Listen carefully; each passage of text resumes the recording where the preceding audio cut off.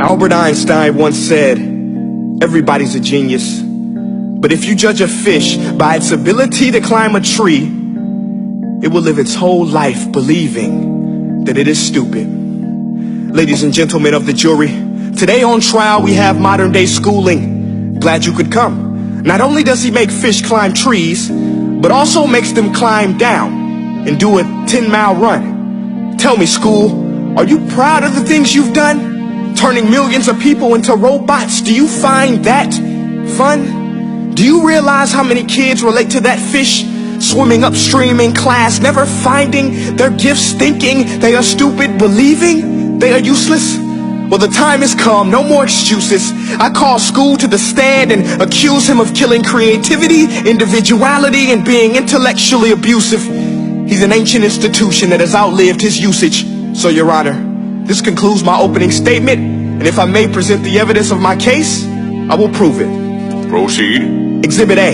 Here's a modern day phone. Recognize it? Here's a phone from 150 years ago. Big difference, right? Stay with me. Here's a car from today, and here's a car from 150 years ago. Big difference, right? Well, get this. Here's a classroom of today, and here's a class we used 150 years ago. Now ain't that a shame? In literally more than a century, nothing has changed. Yet you claim to prepare students for the future? But with evidence like that, I must ask, do you prepare students for the future or the past? I did a background check on you and let the record show that you were made to train people to work in factories, which explains why you put students in straight rows, nice and neat, tell them sit still, raise your hand if you want to speak, give them a short break to eat, and for 8 hours a day tell them what to think.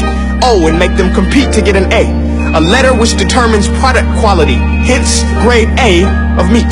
I get it. Back then, times were different. We all have a past. I myself am no Gandhi. But today, we don't need to make robot zombies. The world has progressed. And now we need people who think creatively, innovatively, critically, independently, with the ability to connect. See, every scientist will tell you that no two brains are the same. And every parent with 2 or more children will confirm that claim.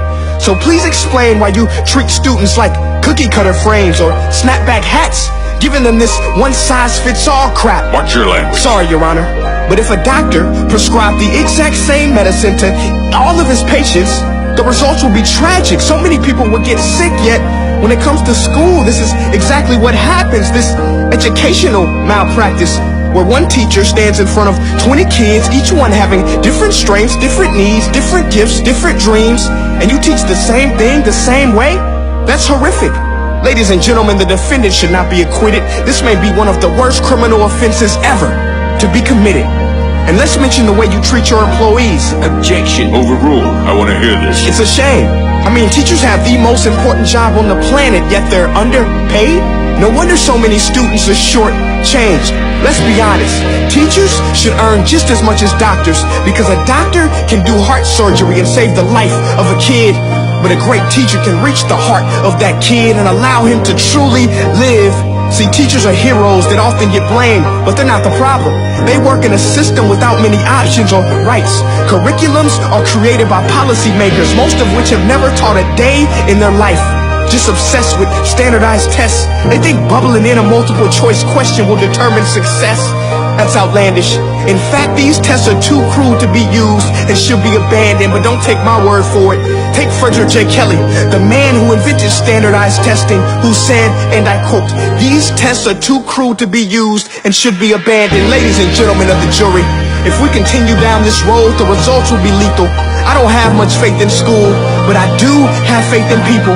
And if we can customize healthcare, cars, and Facebook pages, then it is our duty to do the same for education, to upgrade it, change it, do away with school spirit, because that's useless. Unless we're working to bring the spirit out of each and every student, that should be our task. No more Common Core. Instead, let's reach the core of every heart in every class. Sure, math is important, but no more than art or dance. Let's give every gift an equal chance. I know this sounds like a dream, but countries like Finland are doing impressive things. They have shorter school days. Teachers make a decent wage. Homework is non-existent, and they focus on collaboration instead of competition. But here's the kicker, boys and girls. Their educational system outperforms every other country in the world. Other places like Singapore are succeeding rapidly. Schools like Montessori, programs like Khan Academy. There is no single solution, but let's get moving. Because while students may be 20% of our population, they are 100% of our future. So let's attend to their dreams, and there's no telling what we can achieve.